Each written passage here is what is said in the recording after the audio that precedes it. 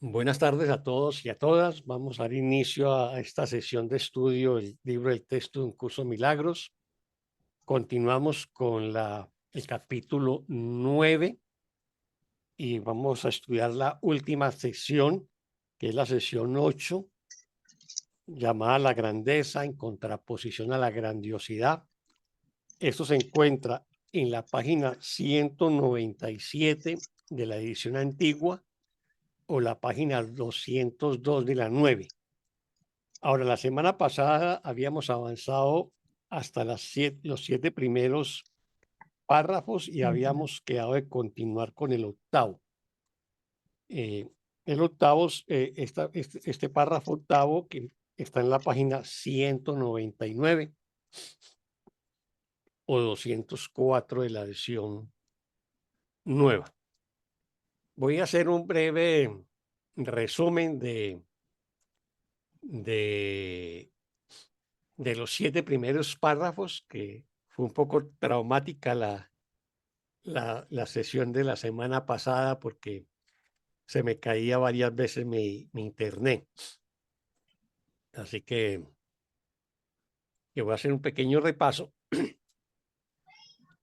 donde básicamente quiero reiterar que la metodología del curso siempre es contraponer opuestos, o sea, los conceptos que utilizamos en el mundo, que utiliza nuestro ego, con el que utilizaría el Espíritu Santo o la reinterpretación que el Espíritu Santo hace en función de ayudarnos a reconocer nuestra propia verdad.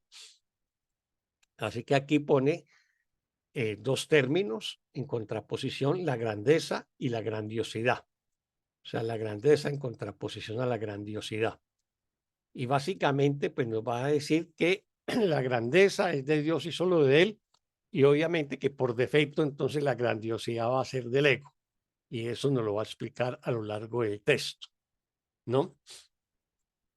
Y nos va a decir que cuando nosotros somos conscientes de la grandeza de Dios, que también que se encuentra en nosotros por ser hijos de Dios, cuando somos conscientes de esa grandeza, automáticamente, pues vamos a abandonar al ego, porque pues su insignificancia va a ser perfectamente evidente para nosotros. Pero a la vez el ego, aquí nos lo muestra como si fuera un ente aparte de nosotros, pero es desde el punto de vista de la pedagogía del curso, entra a la defensiva, se siente atacado y va a tratar de reaccionar. Y la manera de reaccionar es ofreciéndonos una alternativa a la grandeza, que es la grandiosidad del ego. Y nos dice en el párrafo 6 de la primer, eh, en la oración 6 del primer párrafo, la grandiosidad del ego, la alternativa que él ofrece a la grandeza de Dios. Entonces habría que preguntarnos en qué consiste la grandiosidad. Y la grandiosidad es una autoexaltación que se hace el ego a sí mismo.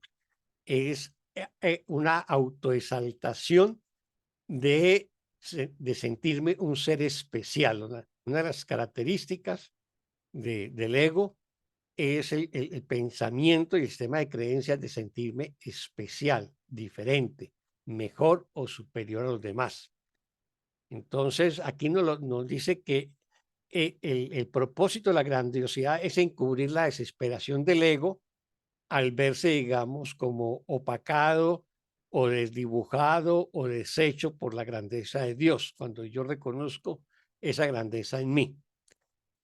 Eh, y el ego nos lleva entonces de dos opuestos. De un lado, la sensación de pequeñez, de insignificancia y de ser muy vulnerables, a su otro extremo, que sería la grandiosidad, donde me siento superior, grande, mejor en todo sentido, más rico, más hermoso, bueno, más sano. Siempre me estoy comparando, ¿no? Em, y esa comparación es una forma de ataque. Por eso nos dice en la oración 5 del párrafo 2, la esencia de la grandiosidad es la competencia, ¿no? O sea, siempre estoy compitiendo con los demás, demostrando que soy mejor que los demás. Por eso me autoexalto y me muestro como mejor o superior a mis hermanos en cualquier área de la vida o de este mundo. Y concluye que la grandiosidad siempre implica un ataque. Si yo me siento superior a alguien, pues ese a alguien lo voy a calificar de inferior. Y lo que es inferior, pues obviamente que lo descalifico y lo ataco. Entonces nos dice que es un intento ilusorio por eclipsar, pero no de deshacer. Eclipsar es que yo trato de sobrepasar a los demás, pero no deshacer, que es la apuesta del Espíritu Santo a través del perdón, deshacer el sistema de creencias del ego, ¿no? Nos dice que el ego no sabe la diferencia entre la grandeza y la grandiosidad, ¿no? Y la grandeza implica los impulsos milagrosos, en cambio la grandiosidad las extrañas y egocéntricas creencias que el ego ha inventado, ¿no? Y que el ego cuando se siente amenazado, la única manera de responder es atacar, o cuando siente que la amenaza lo sobrepasa, entonces se retira temporalmente para atacar más tarde, ¿no? Pero esa es la condición. Ahora, si yo acepto la oferta del ego, la grandiosidad, pues me voy a autoexaltar, me voy a sentir fuerte, me voy a sentir superior y entonces procedo a atacar, no voy a esperar, ¿no? Bueno, ¿qué más nos dice así? Luego nos va a hablar de que la grandeza, podemos bendecir desde la grandeza y en esa condición la grandeza en nuestra abundancia. Y en la medida que bendecimos, pues lo vamos a conservar en nuestra mente y así nos protegemos de las ilusiones porque permanecemos en la mente de Dios. Y nos recuerda que no podemos estar en otro lugar excepto en la mente de Dios. Pero cuando nos olvidamos de que permanecemos en la mente de Dios, nos podemos desesperar y atacar.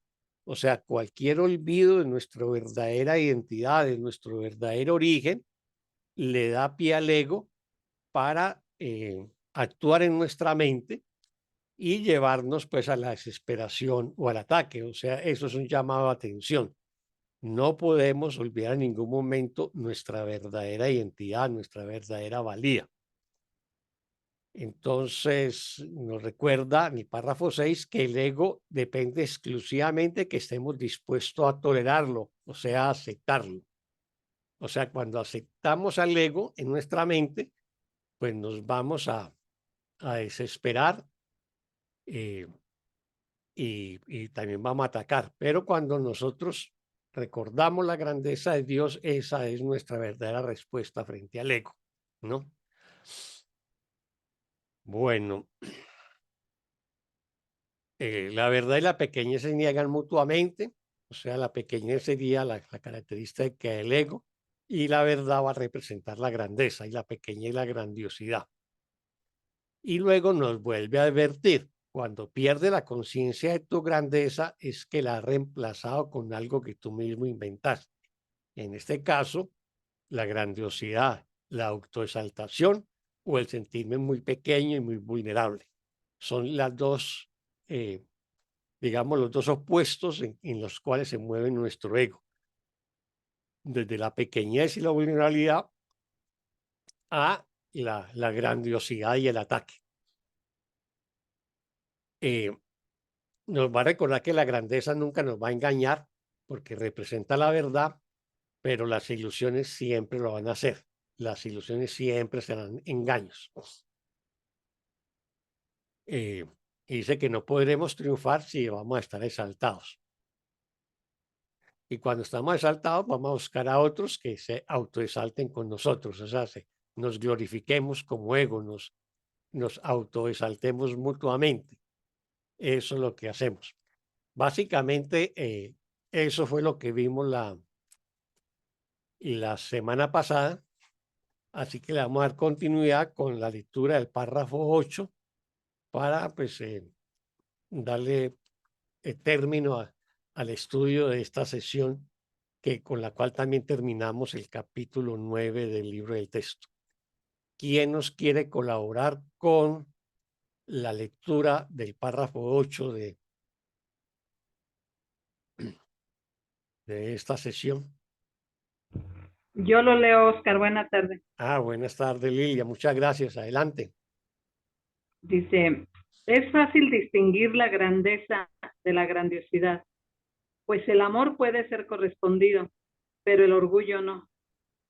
El orgullo no producirá milagros y te privará, por lo tanto, de los verdaderos testigos de tu realidad. La verdad no está velada ni oculta, pero el que sea evidente para ti depende del gozo que lleves a sus testigos, que son quienes te la mostrarán. Ellos dan testimonio de tu grandeza, pero no pueden dar testimonio del orgullo, porque el orgullo no se puede compartir. Dios quiere que contemples lo que Él creó, porque lo que Él creó es su gozo. Muchas gracias, Lilia. Buenas tardes. Preguntas o comentarios en este párrafo 8.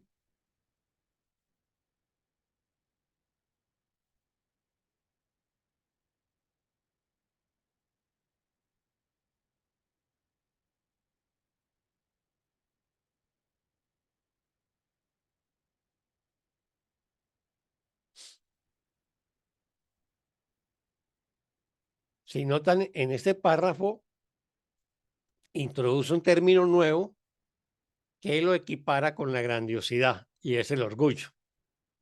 El orgullo y la grandeza.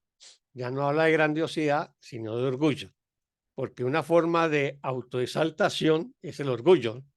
Yo me siento muy orgulloso porque, qué sé yo, soy más rico, más famoso, más poderoso que otros. Es una de las formas de autoexaltación, que es una de las características de la grandiosidad. Entonces, este párrafo nos va a decir que la grandeza que corresponde a la verdad y al amor se puede compartir, o sea, siempre los atributos de Dios, empezando por el amor, se pueden y se deben compartir. En cambio, las características del ego no se comparten. El ego posee, retiene, controla, acumula, defiende, ¿no? En este caso, eh, el orgullo no se puede compartir, se considera como su propio patrimonio, diferente al amor o a la bondad, etcétera, ¿no?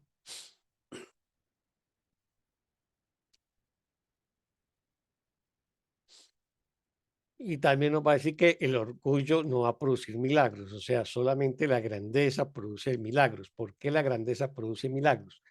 Porque es para todos, y no para unos pocos o para alguien en exclusivo. Los milagros son una bendición para todos mis hermanos. Cuando yo eh, me vuelvo un obrador de milagros, esos milagros que estoy obrando son para toda la filiación, no es para mí exclusivamente. Por eso es que se comparte, ¿no? En cambio, el orgullo me va a privar de los testigos de mi propia realidad. ¿Qué es lo que me está hablando de los testigos? Los testigos son mis hermanos. En la medida en que yo les ofrezca amor y paz, estoy mostrando mi verdadera identidad. Y esa verdadera identidad como hijo de Dios la van a percibir mis hermanos y van a dar testimonio de ello. Van a dar testimonio a través de amor, de paz o de gratitud. Eso no lo puede hacer el ego. El orgullo no se puede compartir. Por eso el orgullo solamente da testimonio de quien proclama su orgullo, ¿no? No sé. Y lo otro es que también de aquí es muy importante, es que lo que yo haga desde la grandeza, o sea, desde el amor, desde la paz, desde la dicha, desde la plenitud y la abundancia, siempre va a generar gozo, dicha o alegría en mis hermanos. Por eso nos dice que la verdad no está velada ni oculta. O sea, nunca ha estado velada y oculta, pero para nosotros aparece velada y oculta precisamente por el sistema de creencias del ego, pero en realidad no está ni velada ni oculta. Pero el que sea evidente para ti depende del gozo que lleve a sus testigos. O sea, si yo soy capaz de llevar alegría y felicidad a mis hermanos, eso hará evidente la verdad, ¿no? La hará evidente. Y eso pues, permitirá que ellos me la muestren, ¿no?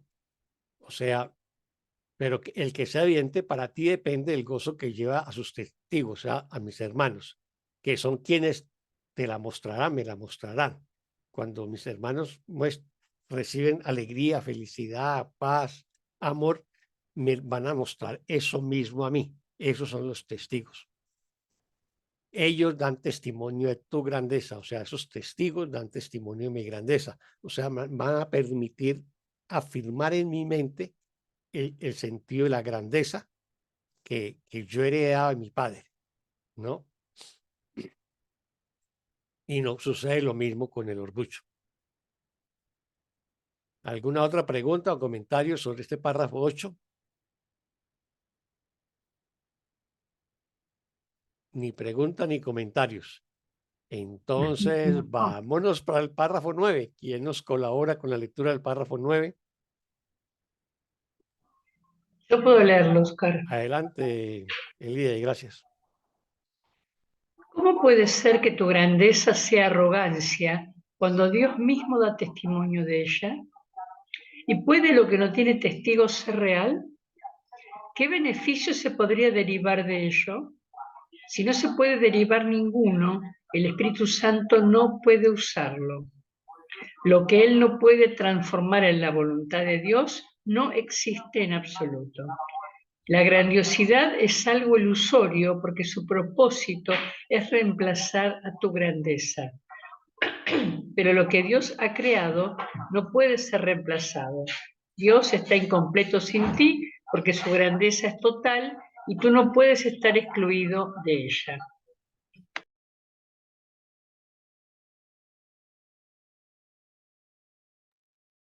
Muchas gracias, Elida. ¿Preguntas o comentarios sobre este párrafo 9?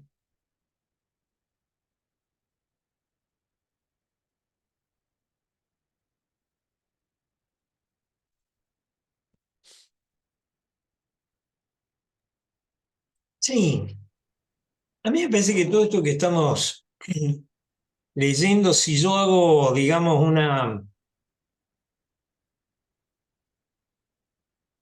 Antes se utilizaba este término, leer entre líneas. Se me está notificando con muchísima claridad, con mucha prolijidad, cuando me experimento en el ego, en definitiva. Porque nosotros, a través de la práctica de las lecciones, la lectura del libro de texto, ya tenemos, se podría decir, como otras veces, una cantidad de contenidos teóricos, palabras, términos, conceptos, pero la invitación es a la práctica, ¿no? Entonces, acá hay una descripción minuciosa de algo que pudiera ser muy evidente, ¿no? A mí me suena eso. Que me aclaren la diferencia entre grandeza y grandiosidad es un poco...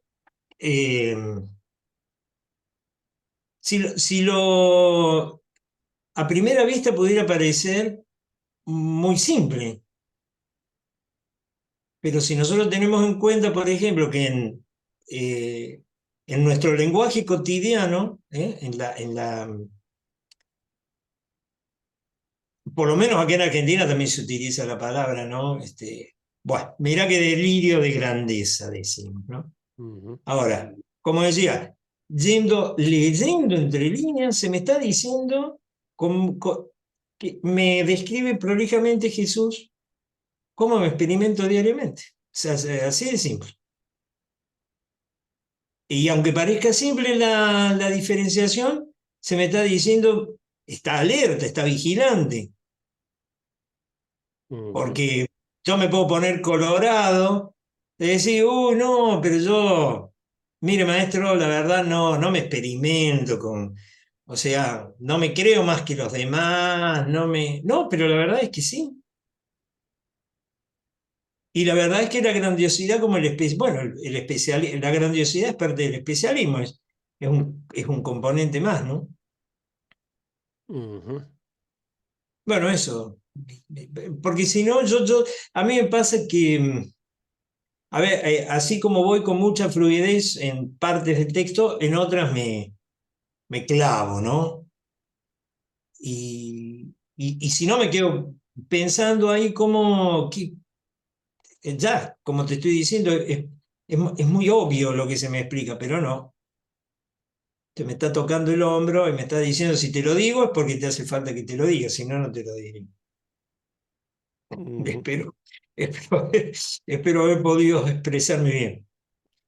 No, tienes razón, Joaquín. Yo la semana pasada, no sé si se acuerdan que traté de explicar eso. El curso de milagros hace un ejercicio por reinterpretar muchos conceptos del mundo, sobre todo de la teología cristiana, eh, y les da un nuevo significado. Pero hay momentos que es difícil diferenciar esos significados frente a lo que aparece en el diccionario. Ese caso aparece con el término grandeza y grandiosidad, porque el diccionario nos va a decir que es algo que es grande en sentido de tamaño, ¿no? De volumen, de todo. Y la grandiosidad es una cualidad de la grandeza, o sea, casi que es una tautología en las definiciones del diccionario. Ya cuando se entra en definiciones psicológicas o teológicas, comienzan a haber unas ciertas diferencias eh, que aparentemente son sutiles, pero que nos va a poner digamos, en una situación en que tú tienes que, eh, digamos, eh, asumir ese léxico del curso para que puedas seguir entendiendo el curso. Ahora, el término grandeza y grandiosidad, el curso no lo utiliza con tanta frecuencia como va a utilizar la palabra perdón o expiación o qué sé yo, revelación, resurrección, etcétera, ¿no? Eh, pero, pero sí que siempre nos va a obligar y por eso cuando uno estudia esos términos en el curso de milagros, pues es bueno irse a buscar em, en el diccionario o en la Biblia, porque digamos que es la fuente teológica sobre el cual el curso construye su reinterpretación metafísica, para poder alcanzar a entender esos términos y ver en qué se diferencia, ya sea desde el punto de vista del diccionario de la Academia de la Lengua, desde el punto de vista de la Biblia o desde el punto de vista de las escuelas de psicología, por lo que el curso pues trabaja, eh, es un tratado de filosofía y psicología espiritual, ¿no?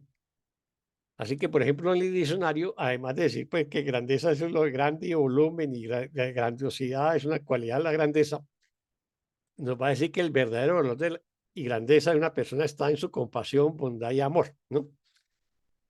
Eh, y en la Biblia, pues dice que la majestad está en Dios, nos dice que es una manera de decir eh, grandeza, ¿no? La majestad está en Dios, dicen los salmos, ¿no?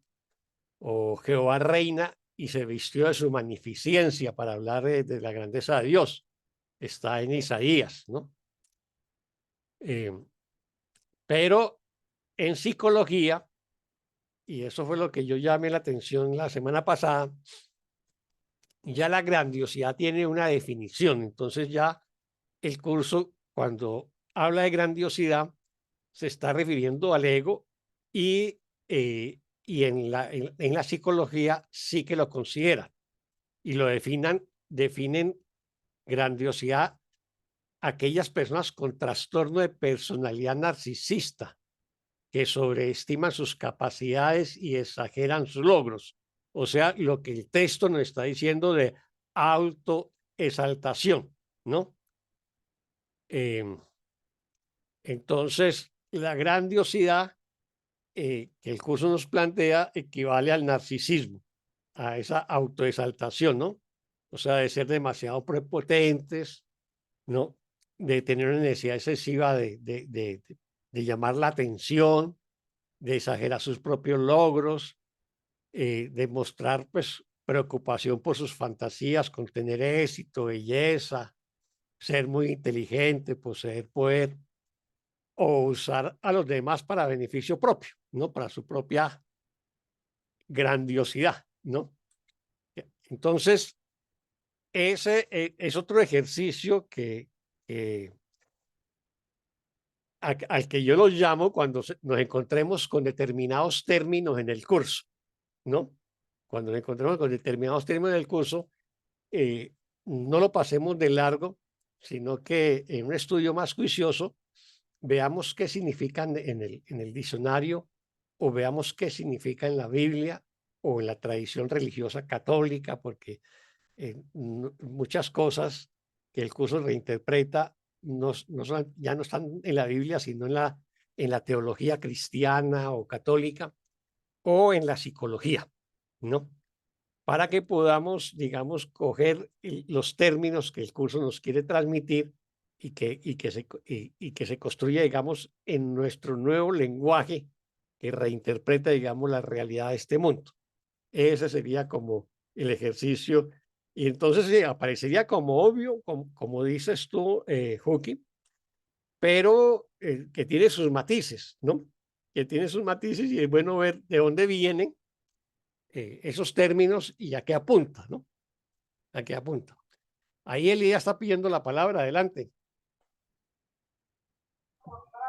Sí, quería comentar, bueno, a mí la palabra grandioso me suena también a idolatría, porque si es la palabra grandiosa o grandioso, ¿no? Como la palabra misma, si uno la separa, y es más, acá en la Argentina decimos qué grandioso, como diciendo te admiro, es algo que realmente nos habla de especialismo, ¿no? Sí, el Pero concierto estuvo grandioso. claro, exactamente. Usamos esa palabra acá, por lo menos en la Argentina la usamos. Yo creo que la usamos más que grandeza. Pero además quería decir que recuerdo cuando yo estudiaba programación neurolingüística en la PNL, ellos explicaban que son expertos en comunicación, ¿no? Que hay palabras que definen conceptos muy concretos. Uno dice mesa y en la mente de un ser humano aparece una tabla con 4 patas, ladrillo, taza, qué sé yo. Pero hay palabras, y esta es una de ellas, como felicidad, amor, dicha, humildad, que requieren que quien las dice y las utiliza, o sea, el sujeto, explique de qué está hablando, o sea, defina lo que está diciendo, porque si no, no nos entendemos. Podemos estar hablando de cosas totalmente diferentes usando la misma palabra. No, palabras abstractas o ideas abstractas. Y me parece que además, en el contexto del curso de milagros, Jesús lo que hace es aclarar qué significa esa palabra justamente en el contexto del curso de milagros, porque si no también estaríamos hablando un idioma diferente.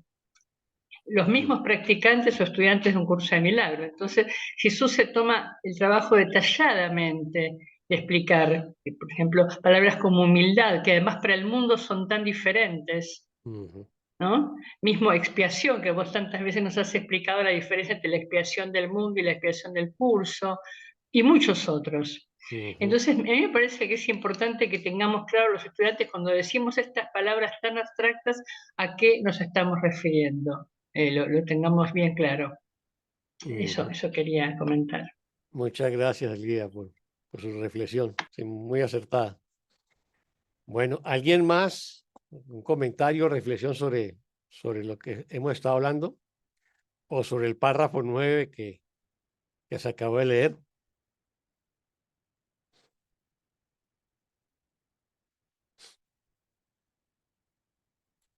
Venga, a ver.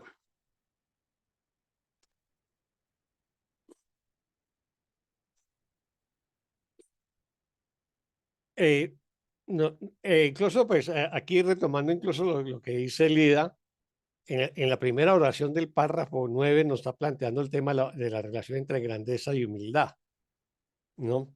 Y nos parece que nuestra grandeza no es arrogancia, ¿no? Porque Dios mismo da testimonio de ella, o sea, Dios nos la dio, nos la entregó y siempre nos la va a reflejar, ¿no? Mm, en cambio, la grandiosidad del ego, al no ser real, al ser ilusoria, pues no tiene testigos, ¿no? Pero luego hay una cosa que es muy importante y es el papel del Espíritu Santo que aparece en la oración 4. Pero en el anterior nos dice que qué beneficio se podría derivar de qué, pues de la grandiosidad, ¿no? Si no se puede derivar ninguno, el Espíritu Santo no puede usarlo, ¿no? O sea, el Espíritu Santo solamente puede usar aquello que tenga algún beneficio para nosotros y lo va a reinterpretar. Y el Espíritu Santo solo puede transformar aquello el que es la voluntad de Dios. Si eso, si no es la voluntad de Dios, no existe en absoluto. O sea, el Espíritu Santo coge cualquier término y lo va a reinterpretar. Recordemos cómo reinterpreta la expiación o cómo reinterpreta el perdón o la resurrección, bueno, o cómo está reinterpretando el tema de la grandiosidad y la grandeza. Solamente si lo puede usar en beneficio nuestro, ¿no? Lo puede transformar como parte de la voluntad de Dios y eso es real. Pero si no, si el Espíritu Santo no lo puede usar, es porque no existe en absoluto. Y en ese sentido concluye que la grandiosidad es algo ilusorio, o sea, por lo tanto, y que su propósito es reemplazar tu grandeza. Entonces, por lo tanto, la grandiosidad no existe en absoluto desde esta perspectiva y esta reinterpretación que nos hace Jesús. Y nos recuerda que lo que Dios ha creado no puede ser reemplazado, porque eso que Dios crea es inmutable, no está sujeto a cambios.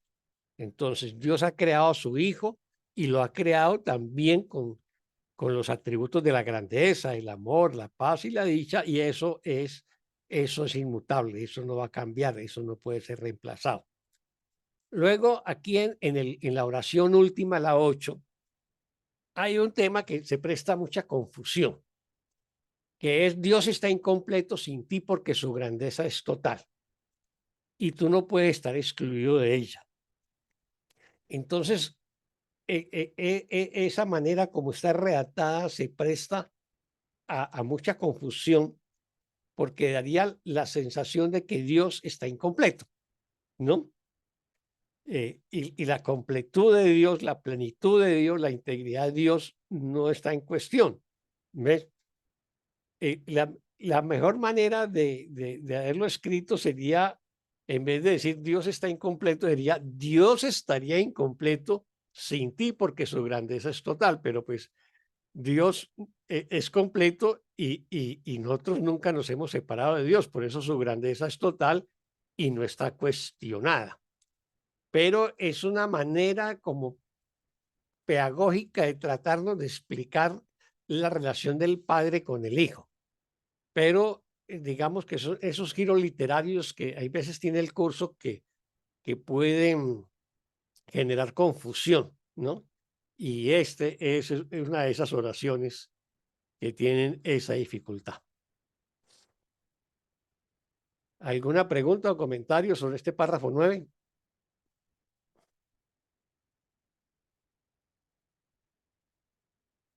Bueno, si no hay pregunta o comentario, entonces vámonos para el 10. ¿Quién nos colabora con el párrafo 10? ¿Puedo leerlo, Oscar? Gracias, Hooking. Ahí vamos. 10º párrafo. Tú eres absolutamente irreemplazable en la mente de Dios. Nadie más puede ocupar tu lugar en ella, y mientras lo dejes desocupado tu eterno puesto, aguardarás simplemente tu regreso. Dios te recuerda esto a través de su voz y Él mismo mantiene a salvo tus extensiones dentro de su mente. Mas no las reconocerás hasta que regreses a ellas. No puedes reemplazar al reino, ni puedes reemplazarte a ti mismo. Dios, que conoce tu valía, no lo permitiría y, por lo tanto, no puede suceder. Tu valía se encuentra en la mente de Dios y por consiguiente no solo en la tuya.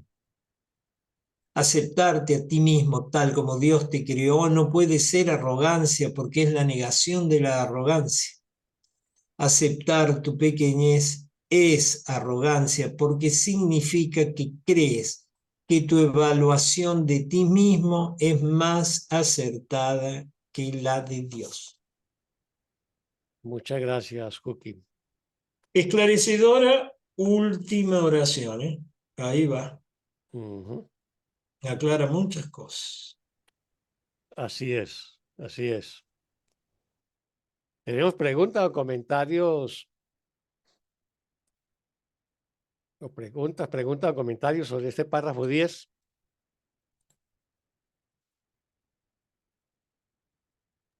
Digamos, esto tiene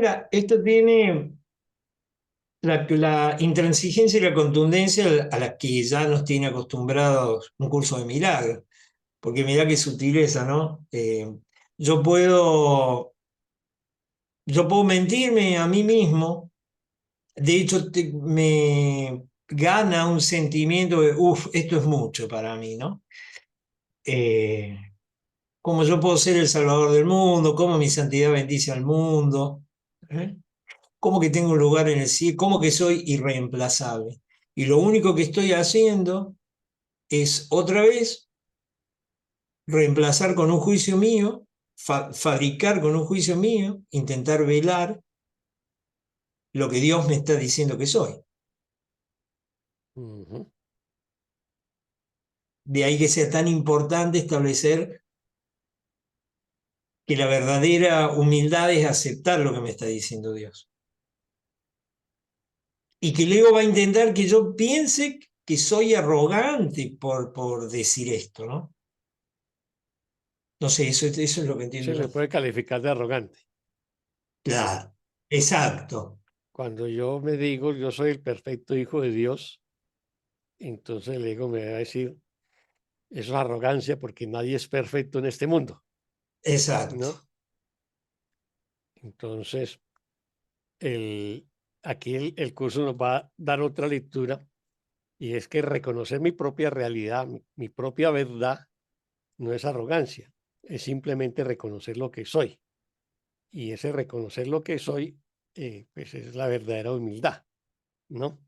En cambio, la arrogancia es tratar de demostrar lo que no soy, que es la grandiosidad o la autoexaltación o el sentirme especial o diferente, que es el tema o el aspecto del ego que estamos estudiando en esta sesión, ¿no? Mm, así es, muchas gracias, Juque. ¿Alguien más sobre este párrafo?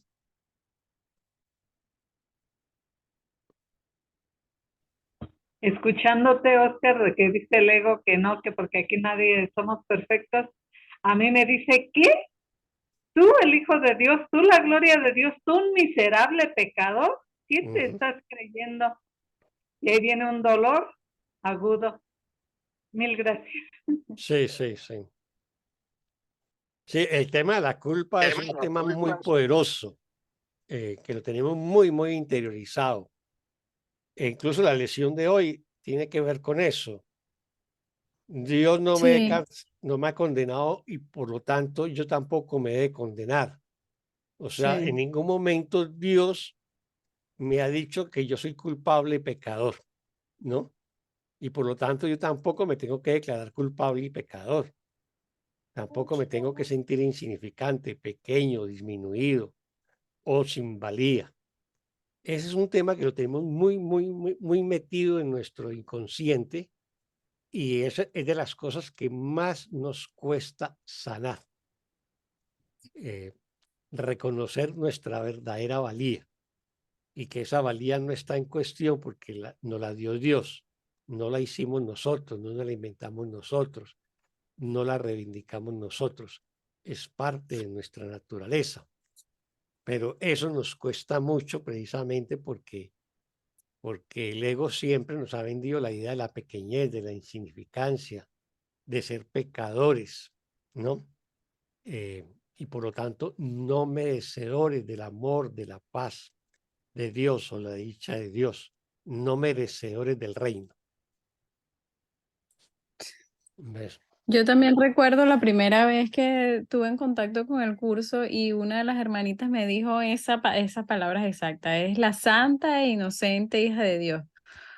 Bueno, yo sentí, o sea, no lo puedo explicar, fue un rechazo total a las palabras que ella estaba diciendo. Y qué amoroso es que con tanta insistencia, ¿no? Y tanta enseñanza del curso, ya eso hoy en día, no es que quizás lo acepte, porque bueno, si lo acepte ya totalmente lo entendería y lo viviría diariamente, sino que es un trabajo que vengo haciendo, pero por lo menos ya lo siento amorosamente como palabras de Jesús dirigidas hacia mí.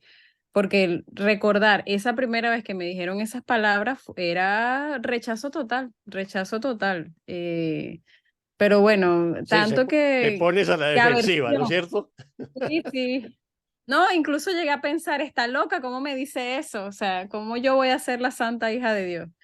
Y bueno, Ujú. sí, realmente es mucho de nuestra enseñanza desde pequeño, más bien se nos inculcó.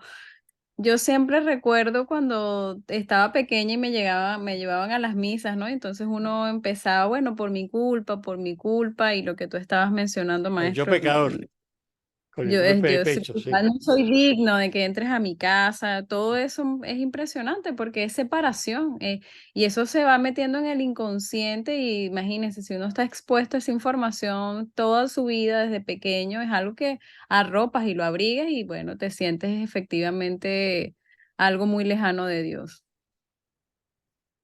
Sí, así es, así es. Eso se vuelve muy, muy difícil de sanar. O sea, está tan metido en lo profundo de nuestra mente, de nuestro inconsciente, que sanar ese tema de la poca valía que creemos tener porque nos sentimos culpables, eh, retrasa mucho nuestra sanación, ¿no? Y por eso el curso resalta mucho nuestra verdadera valía y la está trabajando en este párrafo en particular, ¿no?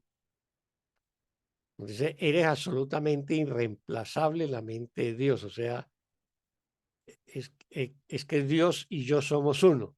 Somos una extensión de Dios y por lo tanto, en ese sentido, como extensión de Dios, somos irreemplazables porque no somos algo separado del Padre. Somos su extensión. Y dice, nadie más puede ocupar tu lugar en ella, en la mente de Dios. O sea, nadie. Obviamente que ese nadie incluye al ego, ¿no? Y mientras lo dejes desocupado, que en este caso sería metafórico, porque metafísicamente seguimos en la mente de Dios, ¿no? Tu eterno puesto simplemente aguardará tu regreso.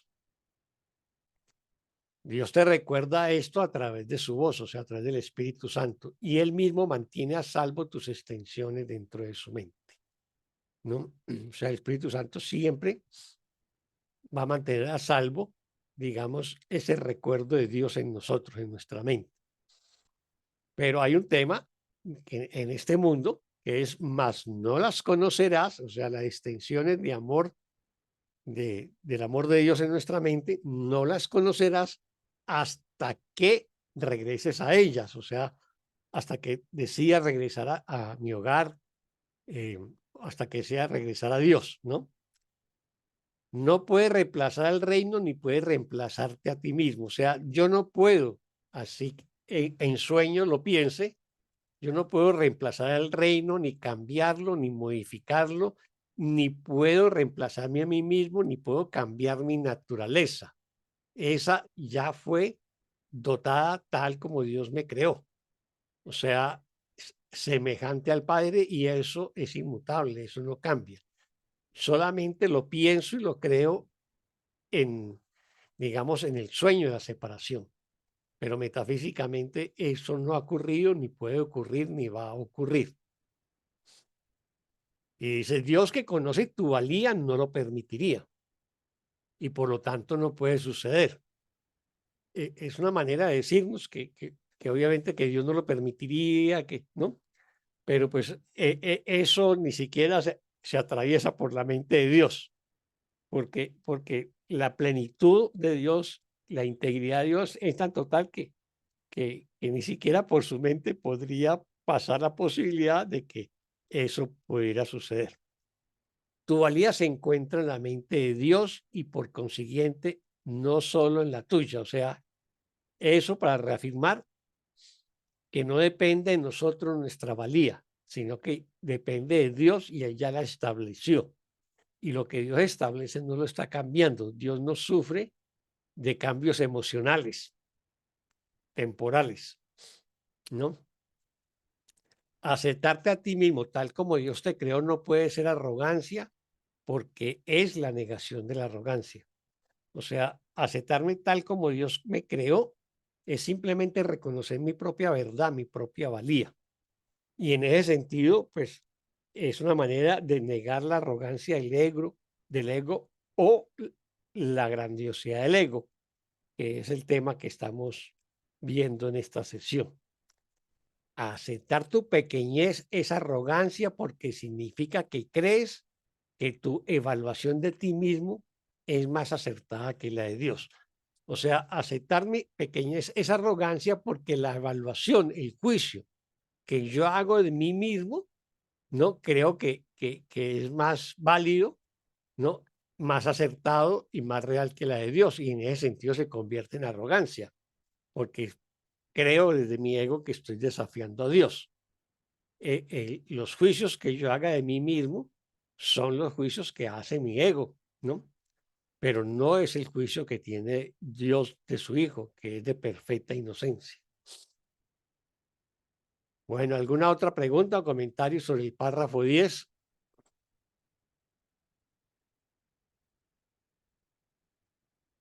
Si no lo hay, vámonos para el 11. ¿Quién nos colabora con la lectura del párrafo 11? Yo lo hago. Adelante, Taina. Sin embargo, si la verdad es indivisible, tu evaluación de ti mismo tiene que ser la misma que la de Dios. Tú no estableciste tu valía y ésta no necesita defensa. Nada puede atacarla ni prevalecer contra ella. No varía. Simplemente es. Pregúntale al Espíritu Santo cuál es tu valía y Él te lo dirá. Pero no tengas miedo de su respuesta, pues procede de Dios. Es una respuesta exaltada por razón de su origen y como el origen es verdad, la respuesta lo es también. Escucha y no pongas en duda lo que oigas, pues Dios nunca engaña. Él quiere que reemplaces la creencia del ego en la pequeñez por su propia respuesta exaltada a lo que tú eres, de modo que puedas dejar de ponerla en duda y la conozcas tal como es. Muchas gracias, Taina. De nada, maestro. ¿Preguntas o comentarios hasta acá?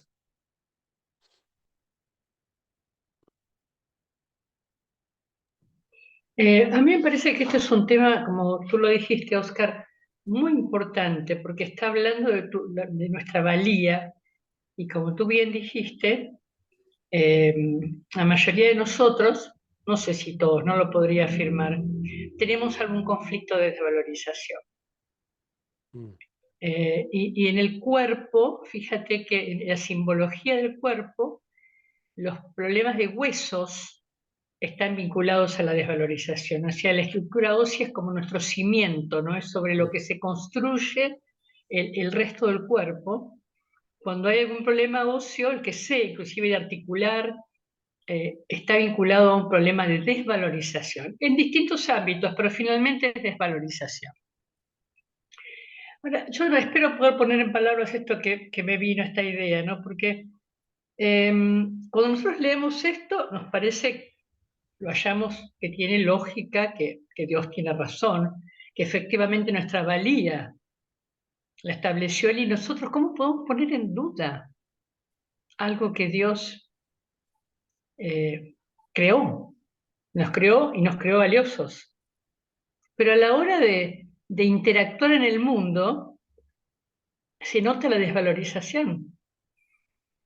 Entonces, a mí me parece que hay un plano, que es el plano emocional, que si no lo atravesamos, espero ser clara en lo que quiero decir, si no atravesamos y miramos la emoción asociada a la desvalorización, no podemos, si no pasamos ese campo y miramos la emoción o el sentimiento que nos produce sentirnos desvalorizados, no podemos pasar el plano mental. La emoción es como, si no la vemos, el plano mental queda eclipsado, ¿no? Yo esto lo aprendí en la práctica de yoga. Primero hay que conectarse con el cuerpo, reconocer que tengo un problema óseo, por ejemplo, pasar a la emoción que me produce eso, la impotencia, no sé, por ejemplo, ¿no? Si tengo un problema óseo, lo primero que aparece es no me puedo mover, me duele, dolor. Y si no lo atravesamos, no llegamos a darnos cuenta que el problema es que no nos sentimos valiosos. Entonces, es como que no llegamos a perdonar eso y siempre subyace ahí, como bien profundo en la mente ese conflicto, y que hasta que no lo resolvamos, de acá no nos vamos. No sé si puede ser clara. No, no, y creo que fuiste muy clara. O sea, mm, yo lo podría mencionar en otros términos. O sea, A ver, la sanación nunca será plena si todavía subyace una gota de culpa en nuestra mente, ¿no? Por eso algunas prácticas de perdón como que vuelven a aparecer el tema otra vez, o sea, pero esto yo ya lo perdoné, pero este tema vuelve a mi mente. Y es eso que tú has dicho, no atravesamos completamente ese conflicto particular, no lo atravesamos precisamente porque, mm, porque no hicimos bien ese proceso del perdonar. O sea, porque no duele, porque por llegamos ahí a no. lo más profundo Claro, del conflicto, no llegamos claro, a porque, la causa. Entonces, de pronto le dimos vuelta, de pronto le mordimos un pedacito a la culpa, pero no la mordimos toda. Y es por eso también que tú dices, duele mirar nuestra propia culpa, porque es mirar nuestro propio dolor y reconocer que nosotros somos los responsables de ello y por lo tanto asumir la responsabilidad. Así que mientras persista todavía, digamos, una dosis de culpa, eh, no vamos a sentir la paz tras el momento de perdonar, ¿no? O va a ser un sentimiento de paz más pequeño, por decir algo, más disminuido, o ¿no? temporal, tal Más vez. temporal, menos profundo, menos radical, ¿no? Eh, es que me acuerdo también en una técnica pues, que yo aprendí hace muchos años, mucho de la tradición, que ve mucho la tradición budista, que es la técnica de Avatar.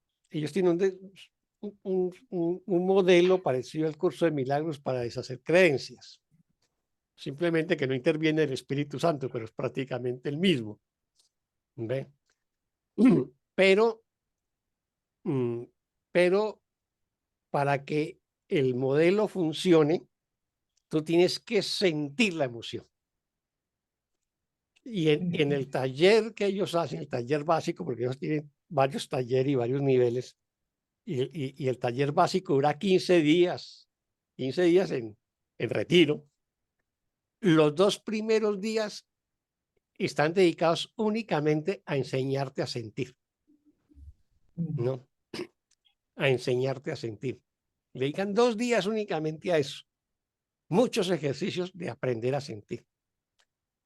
Y finalmente la técnica es muy parecida al curso, o sea, siente la emoción la contemplas sin juicios y dices, eso no soy yo, esa es una falsa creación mía, ¿no? Y la sueltas, la apagas, la desconectas, ¿no? La diferencia con el curso de milagros es que se la entregamos al Espíritu Santo y invocamos su presencia y su ayuda, pero en lo demás tiene eso y el tema del sentir. Y eso es más o menos lo que estamos llegando a esa conclusión en la reflexión que hace Lida. O sea, si yo no siento esa culpa, esa emoción, ¿no? Y no la miro de frente, que el curso sí que nos dice que la tenemos que mirar de frente y que eso puede ser doloroso. Si yo no hago eso, no voy a lograr un perdón profundo y por eso nos toca volver y volver sobre el mismo tema hasta que logremos sanarlo, ¿no? Ese era como lo que yo quería eh, mencionar sobre la importancia de vernos y sentir lo que estamos viendo para poderlo perdonar. No, no es un ejercicio intelectual. Si se vuelve un ejercicio intelectual, queda como un ejercicio intelectual que ya es un avance para que por lo menos conozcamos la técnica, ¿no? Pero la técnica hay que meterle sustancia. Y la sustancia es esa culpa, esa emoción de culpa o de miedo o de ataque o de frustración o de resentimiento, lo que sea. Ese volver al momento en que se cometió el error es revivir esa emoción. En cierta manera es revivirla para poder reconocerla que es irreal y que ya no la quiero más en mi mente y la saco de mi mente y se la entrego al Espíritu Santo. Se trata de eso. Esa es la médula del perdón. Si no llegamos ahí, no vamos a lograr el perdón verdadero y nos vamos a demorar mucho más, ¿no? Sí, y tiene contacto con esto que hablamos, me parece, la grandiosidad, porque cuando llegamos a ese punto de dolor, podemos ahí caer en la trampa de exaltarnos, como para contrarrestar ese dolor, y ahí otra vez volvemos a cero, ¿no? Ujú. A ver, no logré cogerte bien ahí la reflexión. Digo que muchas veces puede pasarnos que cuando llegamos a ese punto de querer mirar la emoción, es tan doloroso que lo que elegimos es como subirnos a un pedestal, sentir la grandiosidad, exaltarnos, como para contrarrestar el dolor que produce, el dolor parece una caída, como sentirnos vulnerables. Duele demasiado la desvalorización.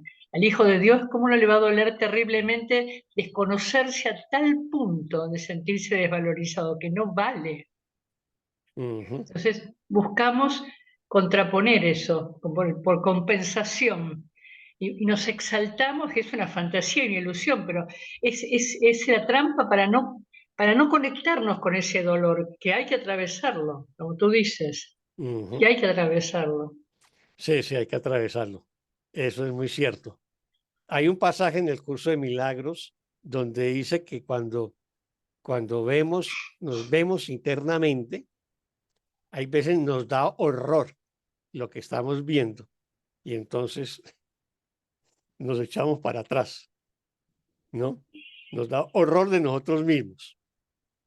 eh, y ese es un obstáculo, o sea, necesitamos en cierta manera ese coraje, esa valentía, esa decisión de, de mirar con absoluta honestidad esas emociones conflictivas que hay en nuestra mente para poderlas atravesar y sanarlas, perdonarlas, ¿no? Pero, pero sí, uno de los mecanismos de defensa del ego es evitar el dolor, Ujú. ¿no?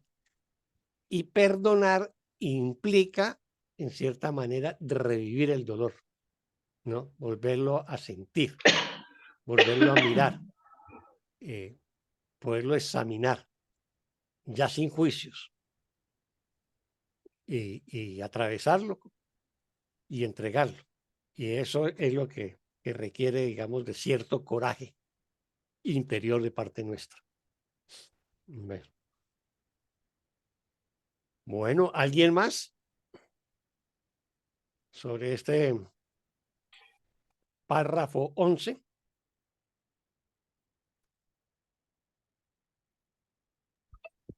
Maestro, por sus palabras. Ujú. Yo quiero destacar aquí, bueno, dos cosas. Una, las primeras oraciones del párrafo 11 nos va a hablar algo sobre varias cosas sobre la verdad, que es indivisible, ¿no? Que la establece Dios y por lo tanto no la establecimos nosotros y por lo tanto tampoco requiere defensa. Nada puede atacarla ni prevalecer contra ella, no varía y simplemente es. Y lo que es. O sea, ni se cuestiona, ni se erosiona, ni se ataca, ni se defiende. O sea, la verdad en sí misma no necesita defensa. Nuestra valía no necesita defensa. Simplemente es porque ya la estableció Dios, ¿no? Más sin embargo, en este mundo, como nosotros vivimos en la incertidumbre, en el miedo, en el ataque, ¿no? En la culpa, pues nos va a decir, pregúntale al Espíritu Santo cuál es tu valía y él te lo va a decir. Obviamente, siempre que le preguntemos al Espíritu Santo, siempre nos va a contestar. Pero no tengan miedo de su respuesta, pues procede de Dios. O sea, esa respuesta es la grandeza, ¿no? Tu valía es la misma grandeza de Dios porque Dios la estableció. Y aquí hay un tema muy, muy particular, que es en la oración 7, para que no tampoco nos apeguemos a los términos, ¿no? Nos dice, es una respuesta exaltada por razón de su fuente y como la fuente es verdad, la respuesta también lo es. O sea, es una respuesta exaltada. Que hemos estado hablando de cosas exaltadas a lo largo de esta sesión, la grandiosidad. O sea, la respuesta del Espíritu Santo sobre nuestra grandeza es como exaltada, como de grandiosidad. El Espíritu Santo, nosotros le podemos preguntar cuál es nuestra valía y el Espíritu Santo nos va a responder como con grandiosidad, una respuesta exaltada, pero no le tengamos miedo a ello, no le tengamos porque eso es lo que somos, ¿no? ¿Y por qué? Porque es de la fuente de la cual provenimos y esa es nuestra verdad, ¿no? Así que dice que escuchemos y no pongamos en duda lo que escuchemos del Espíritu Santo, pues Dios nunca nos engañará. Él quiere que reemplace la creencia del ego en la pequeñez, ¿no? Que es donde el ego nos ubica, en la pequeñez, en la vulnerabilidad, en la sentirnos culpables, no merecedores del amor ni el perdón, ¿no? Por su propia respuesta exaltada de lo que eres, o sea, no permitamos que la pequeñez del ego impida que esa respuesta exaltada de lo que somos, pues se expanda y la reconozcamos, ¿no? Y esa respuesta exaltada vamos a reconocerla sin ponerla en duda y tal como es. O sea, aquí ya hay otra reinterpretación de lo que se considera una respuesta exaltada o de la grandiosidad. Y es cuando el Espíritu Santo reconoce cuál es nuestra verdadera valía. Y cuando nos va a responder, va a ser una respuesta de grandeza o de grandiosidad, pero ya en otra perspectiva. Una respuesta exaltada por la naturaleza que somos, dada nuestra condición de hijos de Dios.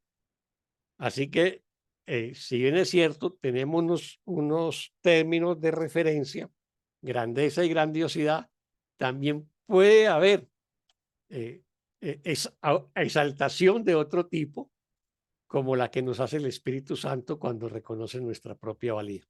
En esa parte me parece que es muy interesante para que tampoco es que nos apeguemos literalmente a los términos y comencemos a decirle a un hermano, usted está utilizando mal este término o este otro, usted tiene que decir grandeza y no grandiosidad, sino en qué contexto lo estamos utilizando, ¿no? Yo creo que eso vale la pena tenerlo en cuenta.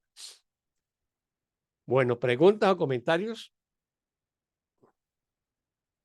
Ni preguntas ni comentarios. Entonces damos por terminado el capítulo 9 del libro del texto. Nos felicitamos por este cierre de este capítulo y pasamos al capítulo 11. Así que, ¿quién nos quiere ayudar con el capítulo 11? Es 10. 10, perdón. Estamos en el capítulo 9, que acabamos de cerrar, y iniciamos el capítulo 10 con el tema los ídolos de la enfermedad. Vamos a ver si Yo leo. alcanzamos por lo menos a leer la introducción. ¿Quién nos colabora con el párrafo 1 de la introducción? Yo leo, Fanny. Adelante, Fanny. Los ídolos de la enfermedad. Nada externo a ti puede hacerte temer o amar porque no hay nada externo a ti. Tanto el tiempo como la eternidad se encuentran en tu mente y estarán en conflicto hasta que percibas el tiempo exclusivamente como un medio para recuperar la eternidad. No podrás hacer esto mientras sigas creyendo que la causa de cualquier cosa que te está ocurriendo se encuentra en factores externos a ti.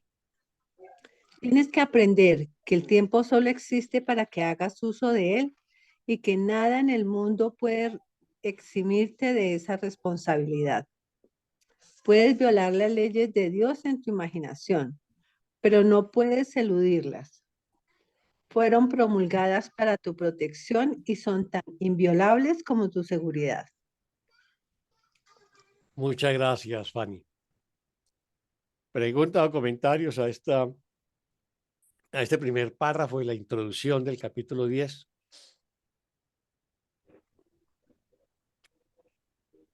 Jesús es muy enfático en la oración 4. Tienes que aprender que el tiempo solo existe para que hagas uso de él y que nada en el mundo puede eximirte de esa responsabilidad. Y yo que digo ser la pobre inocente, la que no sé nada de nada, Jesús, por favor enséñame, porque de verdad no sé nada. Aquí está. Hasta que asumas una total responsabilidad y nada en el mundo puede eximirte de ella, es cuando aprendo a qué vine aquí. O por qué estoy aquí, o por qué creo estar aquí. Ya lo que venga después, las añadiduras, es lo de menos. Así es, Lilia. Muchas gracias por tu comentario. ¿Cómo percibo el tiempo para recuperar la eternidad? Pues este párrafo apunta a eso, ¿no?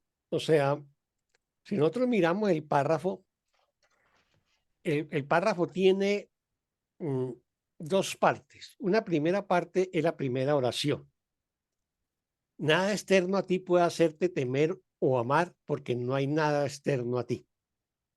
Y el resto tiene que ver con el tema de cómo interpretamos la relación tiempo y eternidad, pero sobre todo cómo interpretamos al tiempo, ¿no? Ese es el tema. Entonces, nos va a decir que tanto el tiempo como la eternidad se encuentran en tu mente, ¿no? Tanto el tiempo y la eternidad se encuentran en tu mente. Pero recordemos que en el Espíritu Santo o en Dios solamente existe la eternidad, porque el tiempo es una cosa de este mundo. Metafísicamente el tiempo no existe, solo existe la eternidad. Pero cuando estamos separados y estamos en un mundo de opuestos, en un mundo dual como este, entonces siempre estamos en la lógica de los opuestos. Amor, miedo, conflicto, paz, sufrimiento, dicha, etcétera, o eternidad y tiempo, ¿no? Aquí nos está trayendo ese par de opuestos que es eternidad y tiempo, que están en nuestra mente, o sea, en esta mente separada, en este mundo. Nuestro ego se caracteriza porque se mueve en esa lógica de tiempo y eternidad, pero realmente nos movemos es en la lógica del tiempo. En la característica del tiempo es que las cosas cambian a lo largo del tiempo. O sea, un bebé nace, crece, se vuelve joven, adulto, y luego comienza la vejez y la decrepitud y la muerte. O sea, este mundo es el mundo de los cambios. El mundo de los cambios solamente es posible en el tiempo. En la eternidad nada cambia. Simplemente es. Entonces, esa condición que yo tengo en la eternidad no cambia y es lo que estábamos viendo en la sesión anterior, en la última sesión del capítulo 9, que la valía nos la dio Dios y eso no ha cambiado y eso es. O sea, eso que somos no va a cambiar. En el tiempo nosotros creemos que cambiamos, entonces por eso ofendimos a Dios y somos culpables y no somos merecedores del amor de Dios y le tenemos miedo a Dios. Así que cuando nosotros nos inventamos en este mundo tras la separación, creamos el tiempo y el espacio, pero aquí el espacio es lo que va a determinar el mundo de las formas y el tiempo, el proceso que sufren las formas, o sea, desde el nacimiento hasta la muerte. Entonces, aquí, si bien es cierto, no está diciendo todavía, como en otros pasajes del curso, que el tiempo no existe, que el tiempo es un invento nuestro, que el tiempo tiene que ver con el ego y nada de esas cosas. En algún pasaje del curso nos dice que es un gran truco, ¿no? Es un truco de magia que nos hemos inventado. Así lo define, digamos, el curso metafísicamente. Entonces ya esa definición de que el tiempo no existe, que es un gran truco, digamos que esa sería la definición metafísica. Pero como todo, en un segundo nivel, el Espíritu Santo lo va a reinterpretar. Y eso es lo que nos está diciendo acá. Tienes que aprender que el tiempo solo existe para que hagas uso de él. O sea, el tiempo ya desde la perspectiva del segundo nivel, la reinterpretación que hace el Espíritu Santo es que el tiempo solamente es importante en la medida que lo usemos para sanar y perdonar en este mundo, para que cumplamos nuestra única función en este mundo, que es perdonar. Ese es el uso que debemos hacer del tiempo.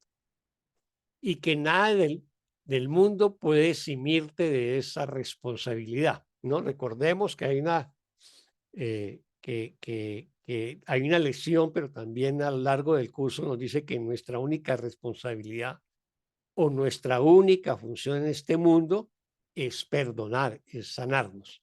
O sea, que nada en este mundo puede eximirte de esa responsabilidad de hacer un buen uso del tiempo. Hacer un buen uso del tiempo desde el Jesús o el Espíritu Santo es utilizarlo para sanar y perdonar. Entonces, esa es la reinterpretación que el curso hace del tiempo. Es ilusorio y la única función es que debemos aprender a usarlo para perdonar. Esa es nuestra función o nuestra responsabilidad. Puedes violar las leyes de Dios en tu imaginación. O sea, cuando yo me inventé el tiempo, cuando yo creí separarme, cuando yo entré en el sueño de la separación, creí violar las leyes de Dios, que es la eternidad en este caso, y me inventé otra, que son las leyes del tiempo. Pero eso solamente puedo hacerlo en mi imaginación, pero no puedo eludir las leyes de Dios, o sea, la eternidad no la puedo eludir. En algún momento me voy a encontrar con ella. Fueron promulgadas para tu protección y son tan inviolables como tu seguridad. O sea, la eternidad es nuestra condición como espíritus inmortales. Eso es inviolable, eso no lo podemos cambiar. Nuestra naturaleza es la eternidad, no el tiempo. Mientras creemos que vivimos en este mundo, pues vamos a creer que estamos sujetos al tiempo y el espacio y a sus leyes. Pero recordemos que el curso también nos dice que no me gobiernan otras leyes que las de Dios. Y finalmente el papel del curso es ayudarnos a recordar lo que realmente somos. Y somos seres eternos, inmortales, ¿no? No sé si te quedó claro, Fanny.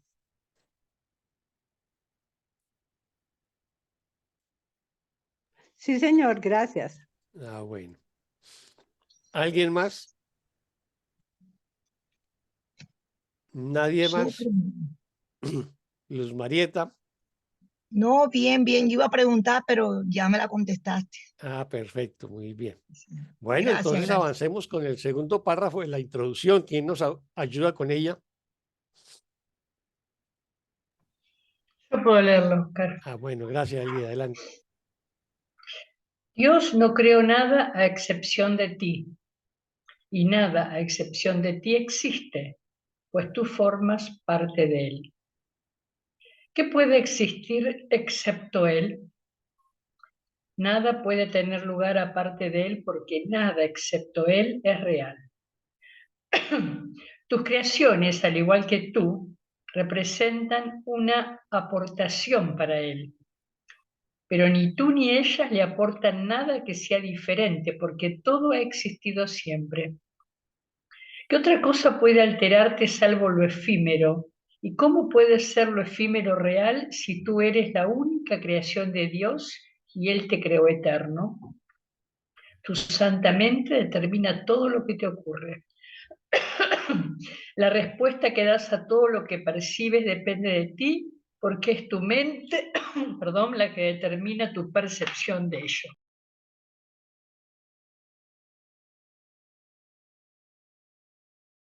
Muchas gracias, Elida. ¿Preguntas o comentarios a este párrafo?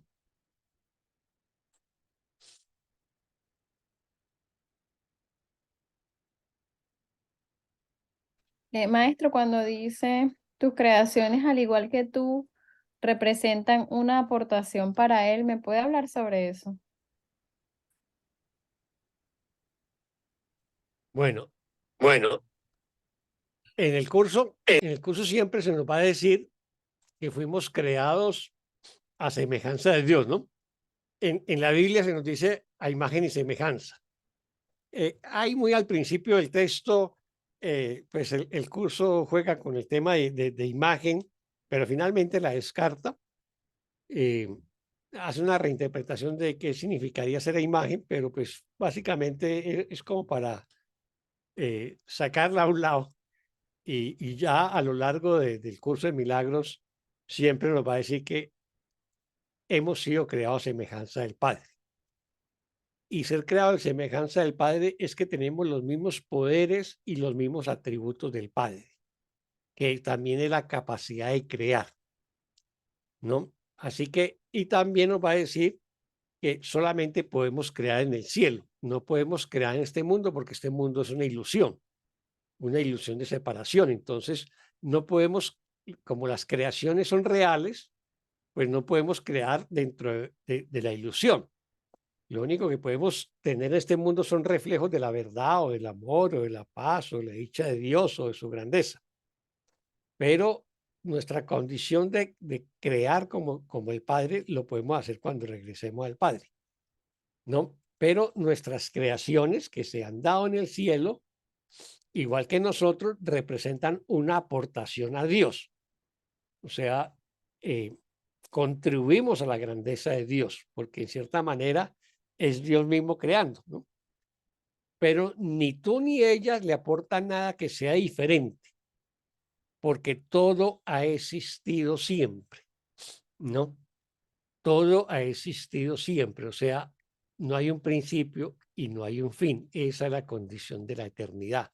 Lo que se crea no cambia y por lo tanto no cambia la realidad de Dios o del cielo, no cambia la naturaleza nuestra como el Hijo de Dios, porque todo ha existido siempre. Entonces, en cierta manera, creamos dentro de la eternidad y esa creación dentro de la eternidad digamos, no cambia la naturaleza de la eternidad. ¿Ves? Eso es lo que nos quiere decir con ello. ¿Alguien ¿Y más? cómo es ¿Alguien una, más? cómo es Sí. una creación en la eternidad, maestro? Perdone.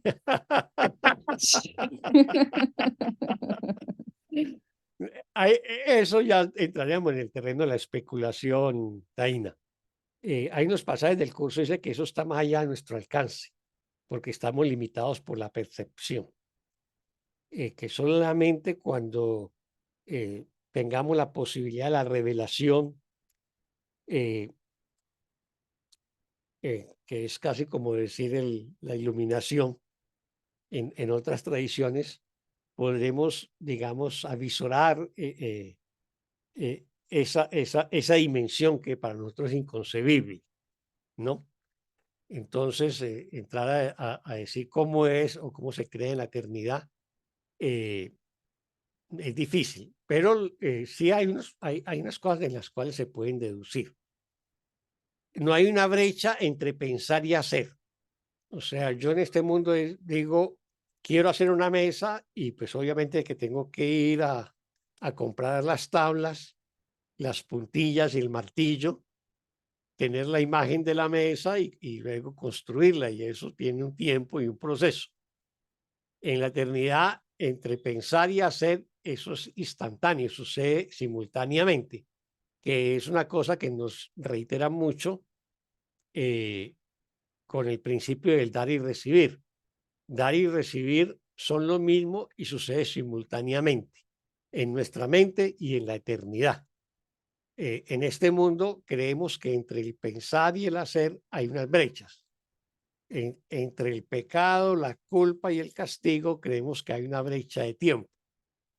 Pecamos en el pasado, traemos al presente la culpa y estamos temiendo en el futuro el castigo. Por eso el tiempo aparece como una manera que se inventa el ego para evadir el castigo. Es una de las funciones que el ego le establece. En la eternidad, eh, la comunicación es mental, no utilizan símbolos, ni palabras, ni nada de esas cosas, sino que simplemente es una comunicación mental. Y es desde el amor y la gratitud, que es lo que nos dice también el canto de la oración.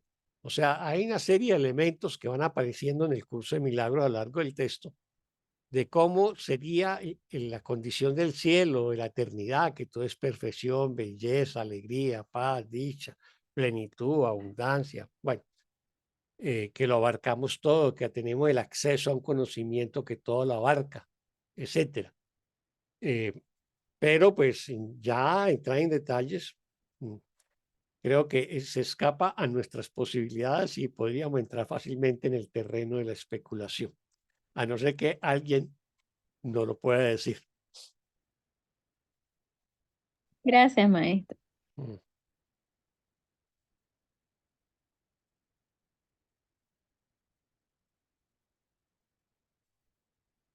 ¿Alguien más? Y por eso también nos dice que la revelación es algo que se experimenta, pero que es muy difícil de escribir con palabras, ¿no? O sea, aquellos que han experimentado la revelación nos van a hablar sobre todo de un estado de una luz extraordinaria, de muy difícil descripción y de un gozo infinito, ¿no? Básicamente. Eh, y como algo así como un espacio ilimitado, que no hay arriba, no hay abajo, no hay fondo, no hay centro, ¿no? Es como una sensación de una totalidad todo abarcante. Pero, pues, como les digo, solamente cuando logramos experimentar esos momentos de revelación o de éxtasis, como lo llaman en la tradición católica, o de iluminación, como en las tradiciones orientales, eh, pues se intenta describir, pero es una experiencia que es muy difícil de describir desde la perspectiva de este mundo. Bueno, ¿algo o alguien más? Nadie más. Entonces, aquí lo que nos está planteando vuelve el tema de la característica de Dios. Dios no creó nada a excepción de ti, o sea, solamente existe el Padre y el Hijo. Eso nos lo dice en varios pasajes del curso.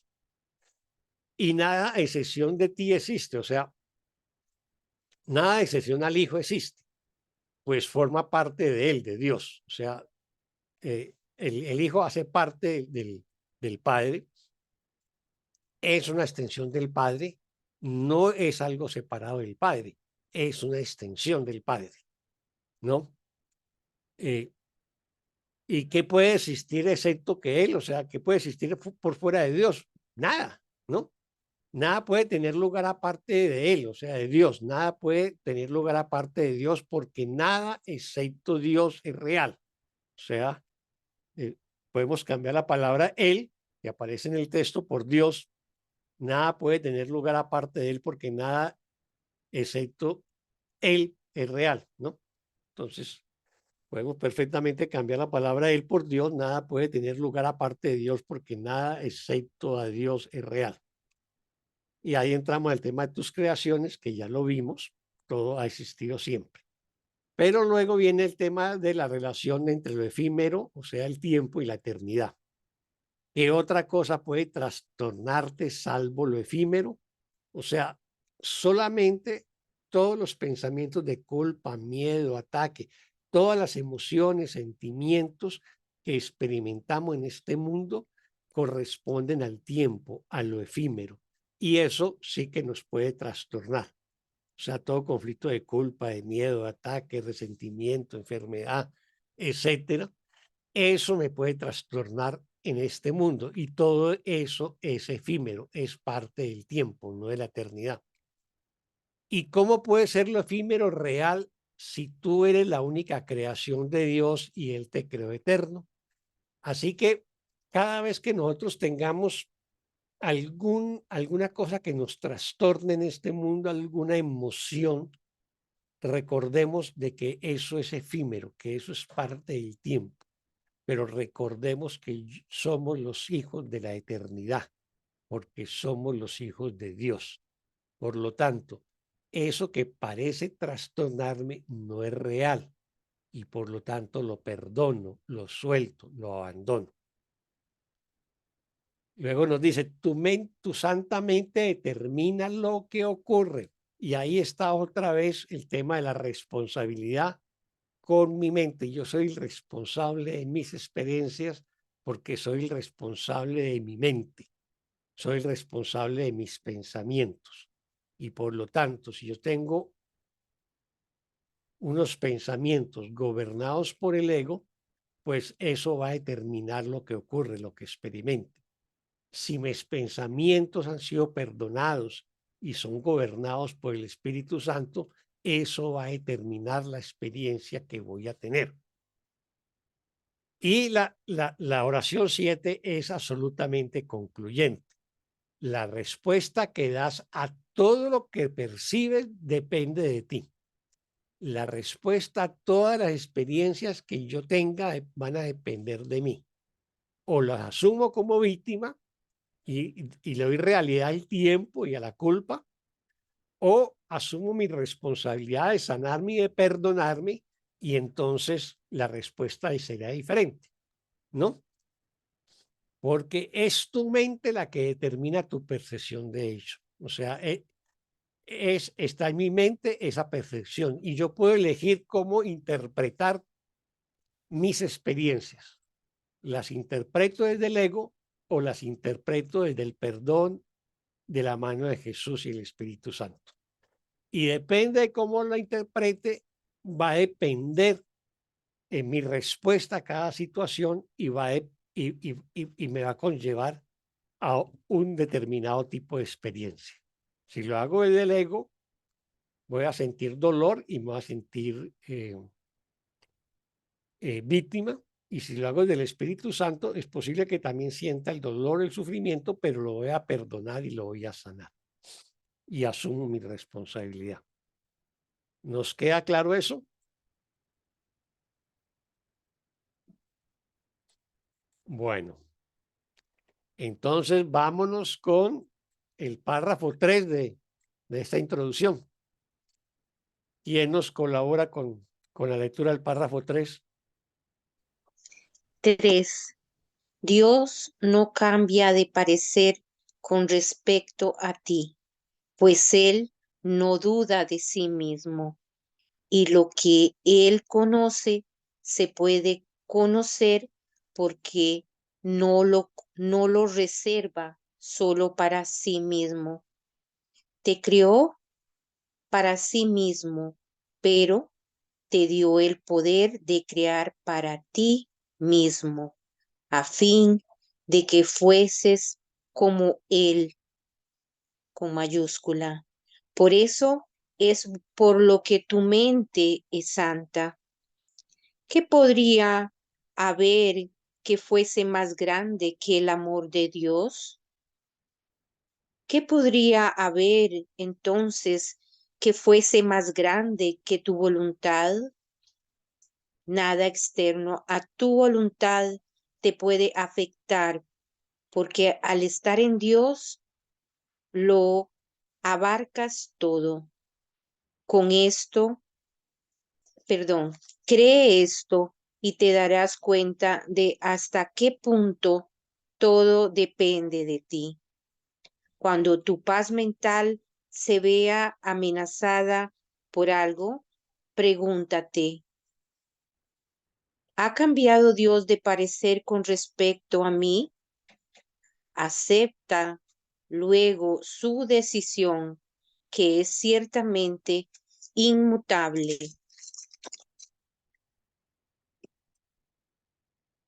Y niégate a cambiar de parecer con respecto a ti mismo. Dios nunca decidirá contra ti, pues si lo hiciese, estaría diciendo contra él mismo. Muchas gracias, Gaby. A ti. ¿Pregunta o comentarios sobre este párrafo 3 de la introducción?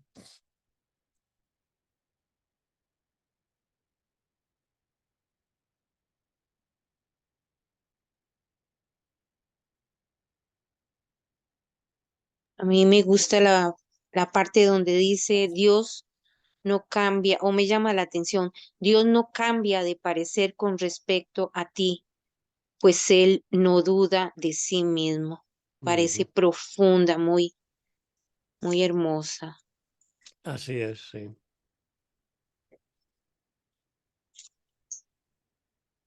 Pero nos cuesta aceptarlo, ¿no? Absolutamente, sí, nos Cuesta cuesta. aceptarlo porque siempre nos consideramos que hemos ofendido a Dios y que somos pecadores y culpables, ¿no? Así es. Mm. Muy bien. ¿Alguien más sobre este párrafo 3?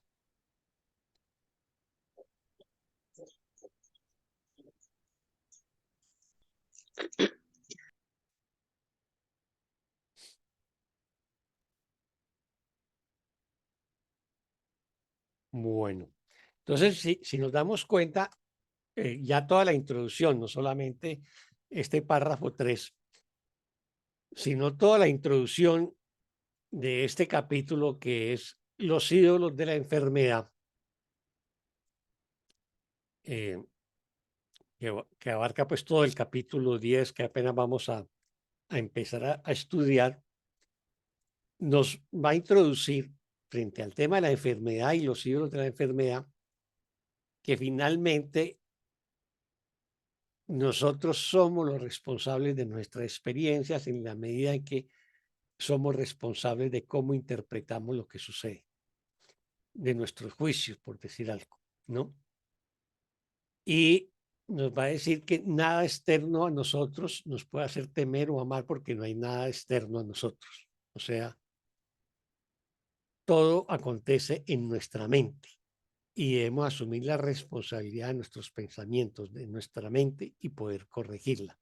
Eso es básicamente, y nos lo está esta introducción es para trabajar un tema central que es la enfermedad y los siglos de la enfermedad. Entonces, y nos va a decir, nos va a plantear la relación entre el tiempo y la eternidad, recordándonos que el tiempo es del ego, la eternidad es de Dios, el tiempo es ilusorio, pero que lo podemos utilizar para poder aprender a sanar y perdonar, que esa sería nuestra única función, es lo que nos dice en los párrafos anteriores. Cuando nos dice, como nos recordó Gaby ahora, la primera oración de este párrafo, Dios no cambia de parecer con respecto a ti, pues no duda de sí mismo, se está ubicando desde la perspectiva de la eternidad. O sea, Dios en la eternidad, en su momento que nos creó, nos dotó de atributos semejantes a Él y Él no cambia de parecer. ¿Por qué? Porque no está sujeto al tiempo. Nosotros en el tiempo podemos tener emociones cambiantes. Yo por la mañana puedo estar triste y opaco y por la tarde puedo estar alegre y feliz y por la noche puedo estar enfermo o indispuesto, ¿no? O sea, en el tiempo podemos cambiarnos, ¿no? Pero Dios no cambia porque su naturaleza es la eternidad. Entonces lo que Él da ya lo dio y eso no está en duda, eso no está en cuestión. ¿Por qué? Porque Dios no se cuestiona a sí mismo. No, por eso no es ese Dios bíblico que quita lo que da. O sea, por ejemplo, en el Génesis bíblico, donde Dios crea el mundo y luego crea a Adán y luego crea a Eva y los sitúa en el paraíso y luego los expulsa del paraíso porque se comieron la fruta prohibida. Ese Dios es un Dios que cambia de parecer, ¿no? Frente a sus creaciones. Entonces después los ahoga en el diluvio universal o manda el fuego y destruye Sodoma y Gomorra o se pone otra vez furioso con la Torre de Babel y nos pone a hablar múltiples idiomas, etcétera. O sea, no es un Dios castigador que esté cambiando de opinión. El Dios del curso de milagros no tiene opuestos, es solo amor y el amor solamente sabe darse a mí mismo. No juzga, no condena, no ataca, solamente da y da amor, da su paz, da su bendición, su plenitud, su abundancia, su integridad, su dicha, etcétera, pero nunca va a cambiar de opinión. Eso solamente sucede en el tiempo. Y en el tiempo el ego crea un Dios hecho a su imagen y semejanza. Eso es lo que hacemos como ego en este mundo. Entonces creamos un Dios que tiene las características de un ser humano, que puede cambiar de opinión, que se disgusta. Entonces hablamos de la ira de Dios, la venganza de Dios, ¿no? Etcétera, etcétera. Pero en el caso del curso de milagros, es un Dios que es absolutamente perfecto, es absoluto, es eterno, es inmutable y no cambia, ¿no? Y entonces, y el conocimiento de Dios lo podemos conocer porque Dios no se lo reservó para sí mismo. O sea, ese conocimiento que Dios tiene de sí mismo también lo tiene el Hijo. Obviamente que en el reino, en la separación, renunciamos al conocimiento y asumimos el opuesto, que en este mundo es la percepción. Te creó para sí mismo, o sea, Dios nos creó para sí mismo, para su propia grandeza, pero te dio el poder de crear para ti mismo, o sea, no, Dios creó para sí mismo, se deleita creándose para sí mismo, pero el Hijo también puede crear para sí mismo y en esa forma también contribuye a la grandeza del Padre. O sea, te creó para sí mismo, pero te dio el poder de crear para ti mismo a fin de que fueras como Él, que fuéramos como Dios. Recuerde que el curso nos dice que al Dios crearnos a su semejanza, tenemos todos los poderes de Dios, todas las facultades, todos los atributos, menos el de crearlo a Él.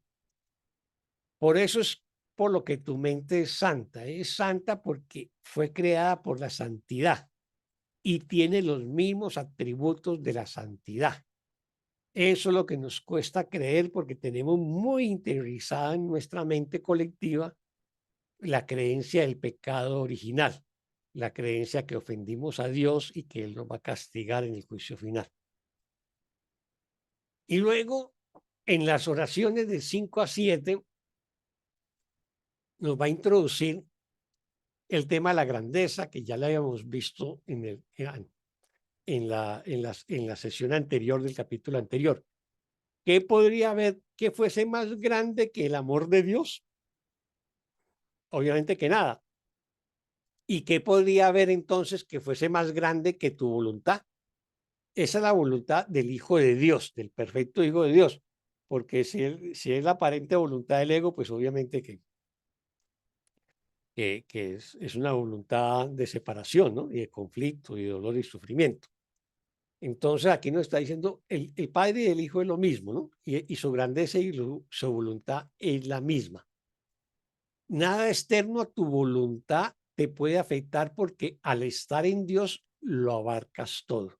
O sea, mi voluntad como perfecto Hijo de Dios hace que sea absolutamente invulnerable. ¿Por qué? Porque soy eterno, porque soy inmortal. Entonces nada me puede afectar porque estoy en la mente de Dios, como aparecía en un párrafo anterior, y lo abarco todo, lo conozco todo, por eso nada me puede afectar. Esa es la condición de la eternidad.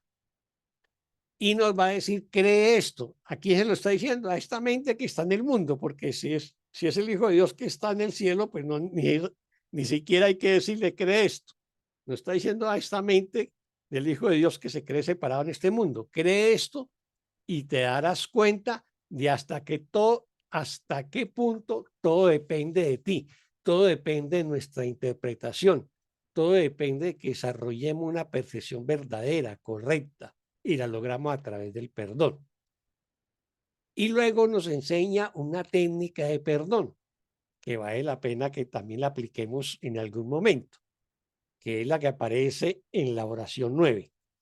Cuando tu paz interior se ve amenazada por algo, pregúntate, ¿ha cambiado Dios de parecer con respecto a mí?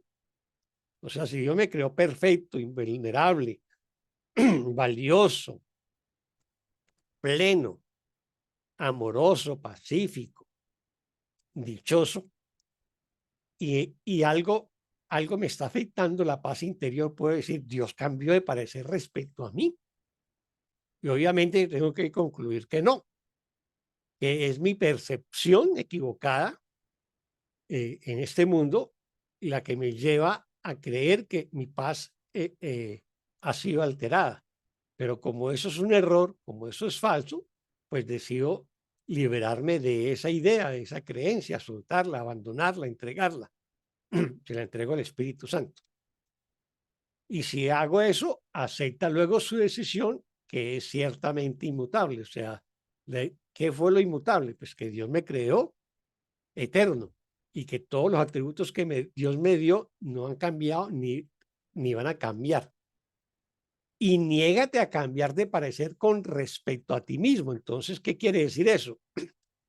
Que si yo tengo algo que ha afectado mi paz interior en algún momento y me pregunto, ¿ha cambiado el Dios de parecer con respecto a mí? Pues puedo decir, no, Dios no ha cambiado respecto a mí. Para Dios sigo siendo su perfecto y santo Hijo. Por lo tanto, lo que decido es cambiar de parecer respecto a esa creencia que ha afectado mi paz. Y eso es lo que hago con el perdón. Y concluye en el 11, Dios nunca decidirá contra ti. ¿Y por qué no? Porque pues somos su hijo y lo único que él sabe dar es amor, no sabe dar nada más, porque es un amor pleno y total. Entonces, Dios nunca decidirá contra ti, pues si lo hiciera, estaría decidiendo contra sí mismo. ¿Por qué? Porque yo soy parte del Padre. el Padre y el Hijo son uno, no son dos entes separados. Por lo tanto, si Dios decidiera contra mí, es como si estuviera atacándose a sí mismo. Y ese es un imposible metafísico, porque es un Dios que no tiene opuestos. Es amor y nada más que amor, paz y nada más que paz, dicha y nada más que dicha, eternidad y nada más que eternidad, o sea, no tiene opuestos. Así que sería metafísicamente un imposible. ¿Tenemos alguna duda, pregunta o comentario sobre este párrafo o sobre la introducción en general? La introducción del párrafo del capítulo 10.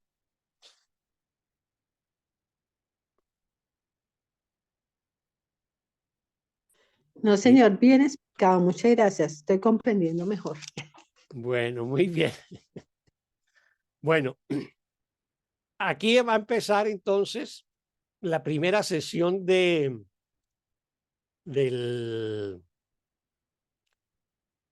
capítulo sí, la primera sesión del capítulo 10. En Dios estás en tu hogar. Así que no sé si la iniciamos o ya la dejamos para trabajarla la otra semana, para ir trabajando cada reunión de los miércoles una sesión en particular. De pronto yo sugiero que la dejemos y la abordamos el miércoles, más bien damos por cierre lo del 10 y la introducción el capítulo 9 que terminamos, y solamente la introducción del 10, y dejamos esta sesión para esta primera sesión de que en Dios estás en tu hogar para el próximo miércoles. ¿Les parece? Sí, Oscar, muchas gracias. Bueno, Sí, muchas Oscar, gracias está muy bien. a todas y a todos. A Bueno, ti, Que Dios muchas les gracias, bendiga y muchas muchas gracias, como gracias. siempre. Buki estaba pidiendo la palabra Gracias, por ahí. Oscar. ¿Ah? Muchas gracias, Oscar. Gracias, mis amores. Gracias. Gracias. Muy Bueno, que Dios amable. los bendiga a todos. Gracias. Amén, amén. Gracias, bendiciones. Muchas bendiciones. Adiós. Muchas gracias. Bendiciones. Gracias. Hasta luego. Hasta luego. Hasta luego.